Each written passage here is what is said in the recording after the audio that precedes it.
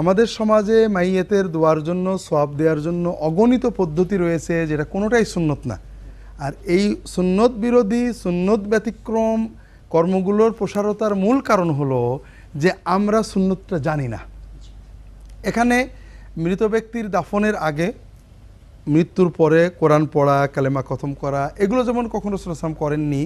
আর একটা বিষয় আমরা গুরুত্বপূর্ণ বলে রাখি, কোনো মাইয়েতকে দাফন করার পরে ওই মাইয়েতের জন্য 3 দিনের দিন, 4 দিনের দিন, 7 দিনের দিন, 40-এর দিন, জন্মদিন উপলক্ষে, মৃত্যুদিন উপলক্ষে কোনো ফাতেহা, কোনো ইসালে সওয়াব, কোনো ওরস, কোনো দোয়ার অনুষ্ঠান সাহাবায়ে কেরাম, তাবেঈনগণ কখনোই করেননি। কাজেই মৃত ব্যক্তির দোয়া এবং সওয়াব প্রেরণের জন্য যত আনুষ্ঠানিকতা আছে সবই সুন্নতের ব্যতিক্রম, যা আমাদের সমাজে প্রচলিত রয়েছে। আর এর কারণ হলো সুন্নতটা না জানা, সুন্নতের প্র্যাকটিসটা না থাকা। আমরা এগুলো কোনোটাই দরকার নেই। আমাদের জন্য দরকার, রাসূলুল্লাহ সাল্লাল্লাহু আলাইহি ওয়াসাল্লাম তার জীবদ্দশায় তার অনেক আত্মীয় ইন্তেকাল করেছেন, সাহাবায়ে কেরামের আত্মীয় ইন্তেকাল করেছেন, সাহাবায়ে কেরামরা নিজে মৃত্যুবরণ করেছেন, রাসূলুল্লাহ সাল্লাল্লাহু আলাইহি ওয়াসাল্লাম স্বয়ং ইন্তেকাল করেছেন। তার প্রিয়তম সাহাবীরা ছিলেন, তার জামাতা ছিলেন, মেয়ে ছিলেন, নাতিরা ছিলেন, স্ত্রী উম্মাহাতুল মুমিনিন ছিলেন। তারা কখনোই রাসূলুল্লাহ সাল্লাল্লাহু আলাইহি ওয়াসাল্লামের ইন্তেকালের পরে, তাদের আপনজনদের ইন্তেকালের পরে কখনো কবরের চারিপাশে, আমাদের দেশে আছে কবরের চারিপাশে তাবু করে বসা, সেখানে নিয়মিত কোরআন পড়া, মানে কবর পাহারা দেখছে। আশ্চর্য। তো এরপরে 3 দিনের দিন, 7 দিনের দিন, 40 দিন বাড়িতে বা অন্য কোথাও, দুনিয়ার কোথাও তারা কোনো অনুষ্ঠান করেননি। এটা তারা করেছেন, এটা কেউই দাবি করার মতো কিছুই নেই। কেউ যদি মিথ্যা বলেন, কোরআনে বা হাদিস শরীফে কোনো হাদিসে আসছে যে অমুক জায়গায় রাসূলুল্লাহ সাল্লাল্লাহু আলাইহি ওয়াসাল্লাম মাইয়েতের মৃত্যুর পরে 3 দিনে, 7 দিনে, 40-এ অনুষ্ঠান করেছেন, এটা কেউই বলতে পারবেন না। আমরা নানান অজুহাত দিয়ে করি। যেমন রাসূলুল্লাহ সাল্লাল্লাহু আলাইহি ওয়াসাল্লাম ওহদের শহাদাদের জিয়ারত করতে গেছিলেন, কাজে আমরা, নবী যেহেতু কবর জিয়ারত করতে গেছিলেন, আমরা খানাপিনা করব। এটা যদি আমার কোনো মুমিনের আকলে কি এটা আসে? নবীজি কবর জিয়ারত করে, আমরা কবর জিয়ারত করতে, আমরা খানা করতে যাবো কেন? তো যাই হোক, যেটা বলছিলাম, এই আনুষ্ঠানিকতার উদ্ভাবনার বিভিন্ন কারণ। একটা হলো পূর্ববর্তী ধর্ম, পার্শ্ববর্তী ধর্মের প্রভাব। একটা হলো আমাদের মনের ভিতরে দুর্বলতা, আমাদের দোয়া হয়তো আল্লাহ শুনবে না, অথবা শুধু দোয়াই কি আর কাজ হয় কিছু অনুষ্ঠান না করলে। তো এগুলো সবই ভুল ধারণা, যেটা আমরা কতদিন আলোচনা করেছি। মাইয়েতের জন্য প্রথম দায়িত্ব যে আমরা দোয়া করব, এই দোয়াটা হবে প্রত্যেকে একদিকে সকল মুমিন মুমিনাতের জন্য দোয়া করবেন, যেটা আল্লাহ কোরআনে শিখিয়েছেন, ওয়াল্লাযীনা জাউ মিন বাদিহিম ইয়াকুলুনা রাব্বানা ইগফির লানা ওয়া লিইখওয়ানিনা আল্লাযীনা সাবাকুনা বিল ঈমান ওয়া লা তাজআল ফি কুলুবিনা গিল্লাল লিল্লাযীনা আমানু। আল্লাহ আমাদেরকে মাফ করেন, আমাদের আগে যারা মৃত্যুবরণ করে তাদেরকেও মাফ করেন। এটা সবাই করব। বিশেষ করে মাইয়েতের আত্মীয় স্বজন, সন্তান, তারা সব সময় তার জন্য দোয়া করবেন। প্রতিটি দোয়ার মাধ্যমে তিনি সওয়াব পাবেন। এটা হলো, এবং এই দোয়ার কোনো আনুষ্ঠানিকতা নেই, কোনো লোক ডাকার কোনো রকমের অবকাশ নেই, সবসময় দোয়া করব। আর এই দোয়া তো আমাদের লাভ, আনুষ্ঠানিকতার যে ক্ষতি। আপনি লক্ষ্য করবেন যে একজনের বাড়িতে দোয়ার অনুষ্ঠান হচ্ছে, সবাই দোয়া পড়ছে, কোরআন পড়ছে, কিন্তু পরিবারের সদস্যরা, মাইয়েতের সন্তানেরা, আত্মীয়রা কেউ দোয়া করছে না। তারা খানাপিনা আসছে, ওয়েলকাম, আসেন, আহলান, বসেন, খানাপিনা দিচ্ছেন। অর্থাৎ বিষয়টা এমন হয়েছে, যার আত্মীয় মারা গেছে তার চোখেও পানি নেই, দোয়াও নেই, আমরা সবাই দোয়া করছি। এটাতে একদিকে তো মাইয়েত কিছু পাচ্ছেন না, আমরা ইসলাম বিরোধী বা সুন্নাহ বিরোধী কাজে লিপ্ত হচ্ছি। সবচেয়ে বড় যে আমি যে আল্লাহকে ডেকে, আমার আব্বার জন্য হলো তো আমি আল্লাহ বলতাম যে আল্লাহ আমার আব্বাকে মাফ করো, আল্লাহর কথা মনে করে চোখে পানিটা আসতো। হতে পারে এই বাপের জন্য, মায়ের জন্য দোয়া করতে যে আমি আল্লাহর অলি হয়ে যেতাম, এটা হতে পারতো। কিন্তু দুর্ভাগ্য যে হুজুরদের উপরে দোয়ার দায়িত্ব দেওয়ার কারণে আমরা ওদিক থেকে বঞ্চিত রয়ে গেলাম। আলহামদুলিল্লাহ। তো এই পর্যায়ে স্যার আমরা সাদাকার বিষয়টি জানতে চাইবো। আপনি বলছিলেন গত পর্বে যে মাইয়েতের জন্য সওয়াব রেসানির আরেকটি মাসনুন পদ্ধতি হলো সাদাকা। আমরা এই প্রসঙ্গটি জানবার আগে আরেকটি প্রশ্ন আমাদের জানতে হবে স্যার, সেটি হলো যে আমরা মাইয়েতের মৃত্যুর পরে শোক পালনের বিষয়টা জানি, শোক পালনের সুন্নত তরিকাটা কি? জি, এটা একটা গুরুত্বপূর্ণ বিষয়, আমাদের সমাজে অনেকটা অবহেলিত। শোকেরও সুন্নত রয়েছে।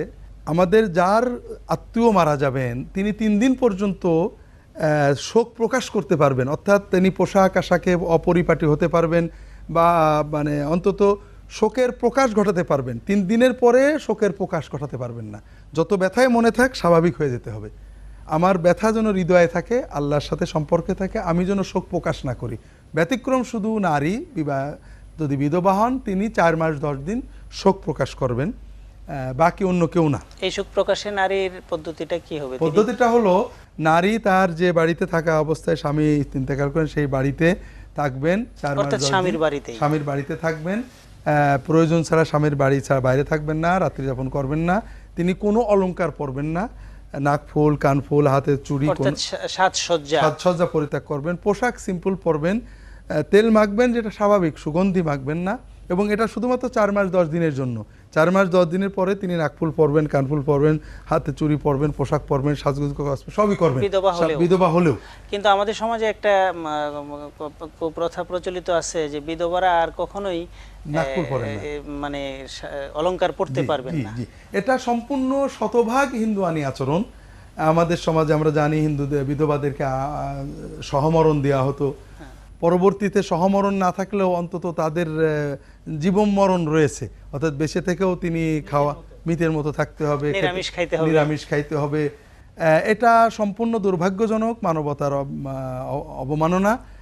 যিনি মারা গিয়েছেন তিনি চলে গেছেন, যে মানুষটা বেঁচে আছেন তিনি তার স্ত্রী ছিলেন বটে, এখন তিনি চলে গেছেন, তিনি একজন মানুষ, চাইলে তিনি আবারও বিবাহ করবেন, বিবাহকে উৎসাহ দেওয়া হয়েছে। এবং বিবাহ করুন আর না করুন তিনি সব রকমের অলংকার পরবেন, সাজসজ্জা করবেন, বৈধ, এটা বৈধ। শুধুমাত্র 4 মাস 10 দিন তিনি ইদ্দত পালন করবেন। আর পুরুষেরা কখনোই কোনো অবস্থাতেই, এবং নারীরাও স্বামী ছাড়া অন্য কারোর জন্য, পিতার জন্য, মাতার জন্য 3 দিনের পরে আর কখনোই শোক প্রকাশ করবেন না, শোকের পোশাক পরবেন না, শোকের কোনো প্রকাশ ঘটাবেন না। আর এই সময়ে অন্যান্য মুসলমানদের সুন্নত হলো মৃতের আত্মীয়দের শোক জানানো, সান্ত্বনা দেওয়া। এজন্য তাদের বাড়িতে যাওয়া, খোঁজ খবর নেওয়া, সান্ত্বনা দেওয়া, বাড়ি যেতে না পারলে ফোনে কথা বলা, এটা তাদের মনটাকে প্রশান্ত করা।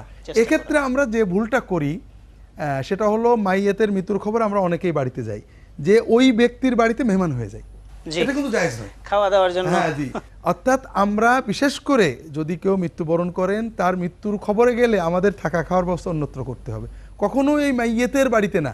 আমরা তার বাড়িতে যাব, খানা নিয়ে যাব, তাদের খাওয়াবো, তাদের মানে যত্ন নেব, পোশাক আশাক পরাবো, সান্ত্বনা দেবো। আমরা থাকা এবং খাওয়া অন্য জায়গায় হবে। শুধু তাই না, এভাবে মেহমান হই। এবং আমাদের দেশের কোনো কোনো অঞ্চলে দেখা যায় যে মাইয়েতকে দাফন করার পরে উপস্থিত যারা ছিল তাদেরকে বাতাসা বিতরণ করা হইতেছে। অর্থাৎ বিষয়টা অনেকটা এরকম যে মানুষ মরে আমরা খুশি হয়েছি। এখন যেমন পরীক্ষায় পাশ করে জিলেপি বাতাসা, এটা দুর্ভাগ্যজনক, এটা খুবই দুর্ভাগ্যজনক। আমাদের মনে রাখতে হবে যে মাইয়েতের শোক প্রকাশ করা এবং শোক জানানোটা সুন্নতে ইবাদত। শোক জানানোর কিছু মাসনুন শব্দ বাক্য আছে। বাংলায় আমরা বলতে পারি আল্লাহ তাআলা আপনার মুসিবতে সবর দেন, আল্লাহ আপনাকে এই মুসিবতের বিনিময়ে ব্যাপক সওয়াব দান করেন, আল্লাহ তাআলা জীবনে আর কোনো মুসিবত আপনাকে না দেন, আল্লাহ আপনার মাইয়েতকে ক্ষমা করে দেন। এই জাতীয় বাক্যগুলো বলা, জড়িয়ে ধরা, সান্ত্বনা দেওয়া, তাদের মনের কষ্ট দূর করা, এগুলো আমাদের ইবাদত, এটা সওয়াবের কাজ। যদি আমরা যে না পারি ফোনে করতে পারি।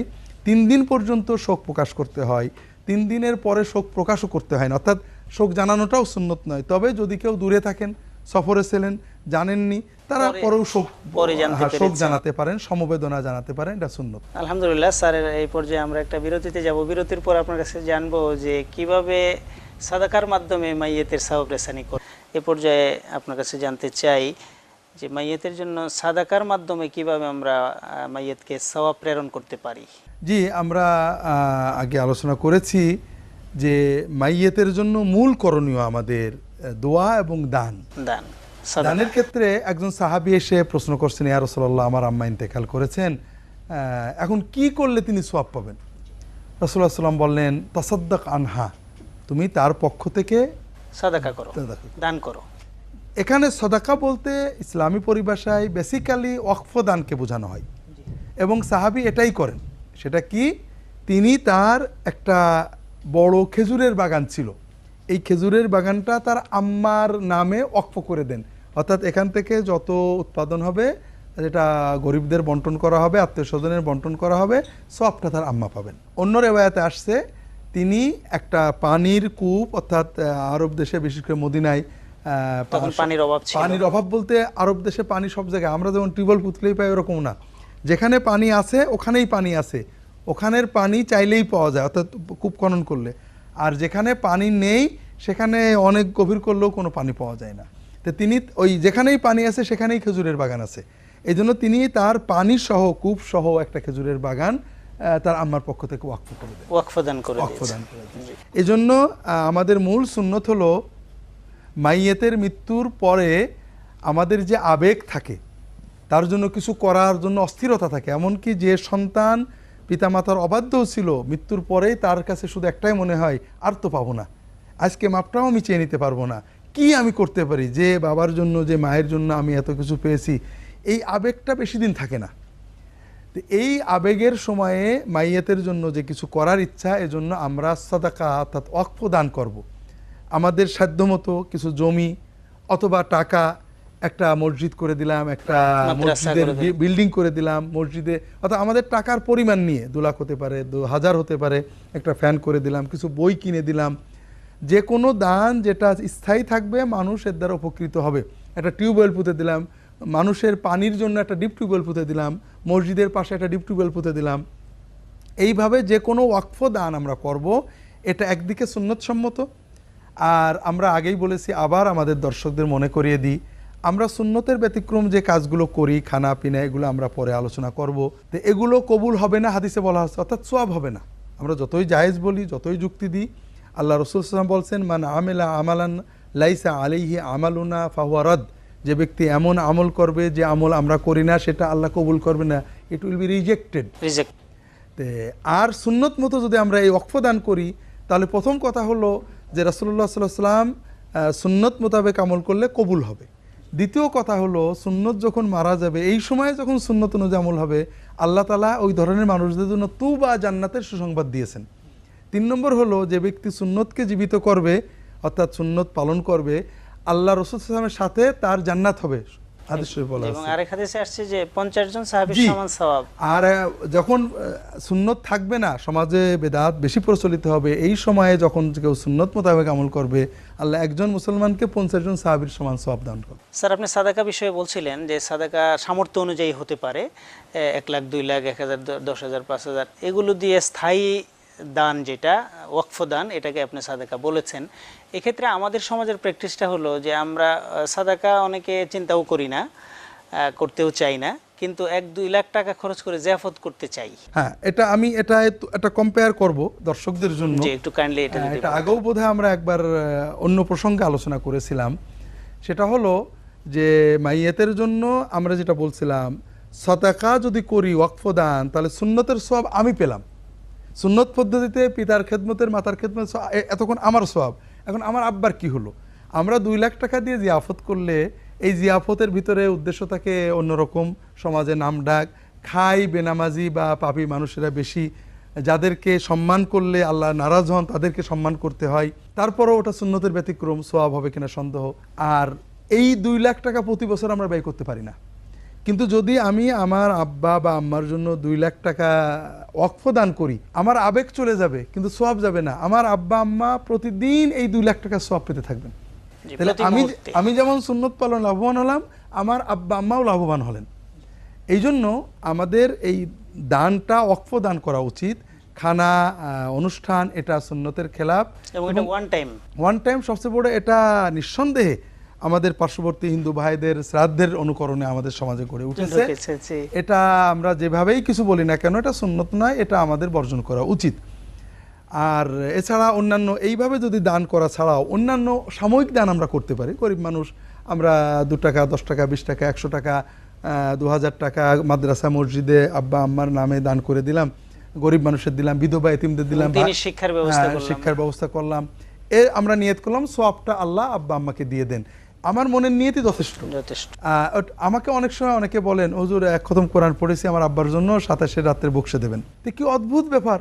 আল্লাহর বান্দা আল্লাহর জন্য ইবাদত করেছে, আল্লাহ কি এটাকে বাফার অ্যাকাউন্টে রেখে দিয়েছেন যে আব্দুল্লাহ জাহাঙ্গীর বলার পরে ওটা বাফার? আসলে আমরা যখন নিয়ত করি যে আল্লাহ আমার আব্বাকে দেবেন, আম্মাকে দেবেন, সঙ্গে সঙ্গে ওটা তো আল্লাহ জেনে গেলেন, আমার আব্বা আমাকে দিয়ে দেবেন। এই জন্য আপনি যে পৌঁছে যায়, আপনি মনে মনে নিয়ত করছেন যে আল্লাহ গরিবের একটু খেতে দিলাম, বা মাদ্রাসায় টাকাটা দিলাম, মসজিদে দিলাম, এটা আমার আব্বা আম্মাকে দেবেন। তৃতীয় যে বিষয়টা আমরা এই দানের ক্ষেত্রে আছে, সেটা হলো কোরবানি করা। এই ব্যাপারে একটা জয়ীফ হাদিস আসছে, হয়তো আলী রাদিয়াল্লাহু তাআলা আনহু রাসূলুল্লাহ সাল্লাল্লাহু আলাইহি ওয়াসাল্লামের পক্ষ থেকে তার মৃত্যুর পরেও কোরবানি করতেন। একটা সহিহ হাদিস আসছে রাসূলুল্লাহ সাল্লাল্লাহু আলাইহি ওয়াসাল্লাম দুটো কোরবানি করতেন, একটা হলো নিজের পক্ষ থেকে, একটা তার উম্মতের মাল্লাম ইউদাহি মিন উম্মতে মুহাম্মাদিন সাল্লাল্লাহু আলাইহি ওয়াসাল্লাম, মুহাম্মদ সাল্লাল্লাহু আলাইহি ওয়াসাল্লাম উম্মতে যারা কোরবানি করেনি তাদের পক্ষ থেকে, যারা করেনি তাদের ভিতরে মাইয়াতরাও আছেন। এই জন্য আমরা যদি আব্বা আম্মার জন্ম মৃত্যু দিন পালন করি, এটা একটা সুন্নত বিরোধী কর্ম, কিন্তু প্রতি কুরবানিতে যদি আব্বা আম্মার পক্ষ থেকে একটা কুরবানি দিই বা কুরবানি একটা ভাগ দিই, তাহলে এটার সওয়াব তারা নিয়মিত পাবেন। এইভাবে আমরা দোয়া এবং দান, সবসময় দোয়া করব অনানুষ্ঠানিকভাবে এবং সবসময় দান করব, এবং মৃত্যুর পরপরই কিছু লম্বা ওয়াকফ দান করব। এইভাবে যদি করতে পারি তাহলে আমাদের মাইয়াত যেমন পাবেন, আমি সুন্নত পালনে লাভবান হব, আর কোনো আনুষ্ঠানিকতার ভিতর আমাদের যাওয়া লাগবে না, জাতি লাভবান হবে। জি, আর আমরা যেটা করে থাকি, আগেও বলেছি আবার দর্শকদের বলি, যে মৃত্যুর পরে 10 দিন, 3 দিন, 4 দিন, 7 দিন, 40-এর দিন কবরের পাশে অন্য জায়গায় ওরস, ফাতেহা শরীফ, ইসালে সওয়াব, খানা পিনা, কোনো রকমের আনুষ্ঠানিকতা রাসূলুল্লাহ সাল্লাল্লাহু আলাইহি ওয়াসাল্লাম, সাহাবীরা, তাবেঈনরা করেননি। এগুলো সবই সামাজিকভাবে গড়ে উঠেছে, এগুলো দিন নয়, সামাজিক অনুষ্ঠান মাত্র। আল্লাহ হেফাজত করুন।